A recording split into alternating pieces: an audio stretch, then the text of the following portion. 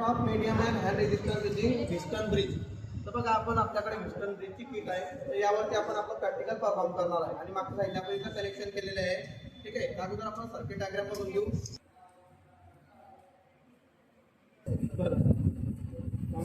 Circuit diagram आहे व्हिस्टन ब्रिजची. तर यामध्ये बघा 4 रेजिस्टन्स लावले आहेत, पी क्यू आर आणि एफ. 4 रेजिस्टन्स आहे, बरोबर आहे. आता बघा इथं 2-2च्या ग्रुपने आता सिरीजमध्ये कनेक्ट केले आहे, बरोबर. आता आपण या 4 रेजिस्टन्सच्या ठिकाणी रेजिस्टन्स जोडू शकतो किंवा आपण 4 लाईट पण जोडू शकतो, बरोबर आहे. तर आपण आपल्या किटमध्ये काय लावणार, इथं बल्ब लावणार आहे, बरोबर. आता बघा यामध्ये कनेक्शन कसं आहे, बघा इथं 4 एका सर्कल टाईपमध्ये आपण काय केलं, याला कनेक्ट केलं आहे 4 बल्ब, बरोबर आहे.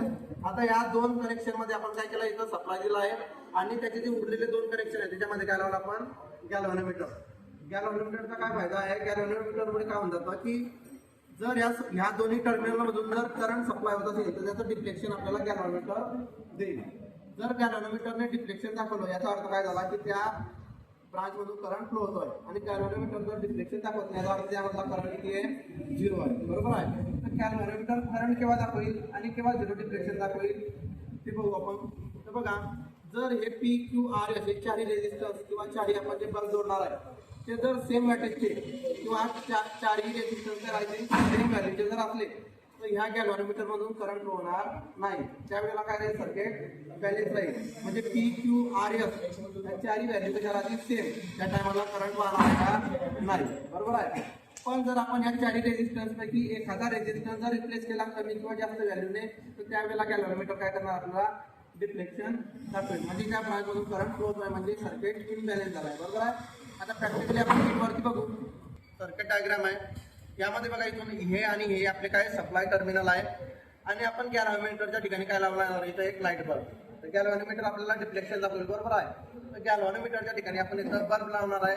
म्हणजे बल्ब जर ग्लो केला याचा अर्थ काय झाला की सर्किट बॅलेन्स नाही आहे. आणि गॅल्व्हॅनोमीटर हा जो बल्ब आहे, हा बल्ब जर ग्लो नाही केला याचा अर्थ काय झाला की सर्किट बॅलेन्स आहे, बरोबर आहे. तर बॅलेन्स सर्किट आणि अनबॅलेन्स सर्किट आपण आता यावरती बघणार आहे.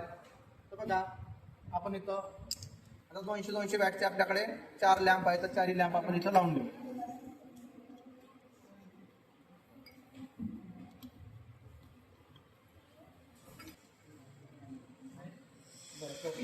तर इथं आपण 4ही लाईट लावले आहे, बरोबर आहे. आता सर्वांची रेटिंग कशी आहे, सेम आहे, 200 वॅट, बरोबर आहे. आता हा 100 वॅटचा बल्ब मी इथं मध्ये लावणार आहे. जर बल्ब ग्लो झाला याचा अर्थ काय झाला की सर्किट बॅलेन्स नाही आहे आणि जर बल्ब ग्लो नाही झाला याचा अर्थ काय झाला आहे, सर्किट बॅलेन्स आहे, बरोबर आहे. आता बघा इथं लाईट बल्ब लावतो मी आणि आपण स्टार्ट करू सप्लाय. आता बघा इथं 4ही बल्ब सुरू झाले, बरोबर आहे. सगळ्यांचा जो लाईट आहे त्याचा सेम आहे आणि हा जो मिडल वाला बल्ब आहे त्यामध्ये करंट फ्लो होतोय का, नाही. म्हणजे तो ग्लो करतोय का, नाही. तर जवळ आणून टाकू. बघा याचा अर्थ काय झाला की आपलं 4ही रेजिस्टन्सेस आहे, म्हणजे कसे आपलं ते सर्किट आपलं बॅलेन्स आहे, बरोबर आहे. आता आपण अनबॅलेन्स कंडिशन करून बघूया. आता काय करूया, 4ही पैकी एक बल्ब आपण काय करू, 200 वॅटचा बल्ब 100 वॅटने रिप्लेस करू आणि त्याच्यानंतर बघू की बल्ब ग्लो होतो का. आता आपण काय करू, हा जो 200 वॅटचा बल्ब आहे त्याला आपण 100 वॅटने रिप्लेस करू. म्हणजे बघा आता सर्किटमध्ये काय झालं, हे 3 बल्ब जे 200 वॅटचे आहे आणि हा एक बल्ब आहे तो काय 100 वॅटचा आहे. म्हणजे सर्किट आता कसं झालंय, आपलं अनबॅलेन्स झालाय. तर अनबॅलेन्स झाला तर आपल्या ब्रिजनुसार काय आहे, आपल्या लॉनुसार की हा जो बल्ब आहे तो कसा झाला पाहिजे, ग्लो झाला पाहिजे. तर बघा स्विच ऑन करू आपण. स्विच ऑन केल्यानंतर बघा या तिघी बघा 4ही लाईट सुरू झालेली आहे, बरोबर आहे. पण प्रत्येक लाईट काय ग्लो करतोय, हा जास्त ब्राईट आहे, हा कमी आहे, हा त्याच्यापेक्षा कमी आहे, बरोबर आहे ना. म्हणजे सर्किट काय आपलं अनबॅलेन्स आहे. आणि मिडल मध्ये जो बल्ब आहे आता बघा तो एकदम छोटासा तिथं ब्लिंक करतोय, बरोबर आहे. तो लाईट लागलेला आहे ना. तर बघ जवळ आणून दाखव. आता बघ ग्लो करतोय याचा अर्थ सर्किट काय झालं, अनबॅलेन्स झालं आणि आपलं जे सर्किट आहे ते अनबॅलेन्स आहे. आणि ह्या जो बल्ब आहे यामधून काय होतोय, करंट फ्लो होतोय, समजलं.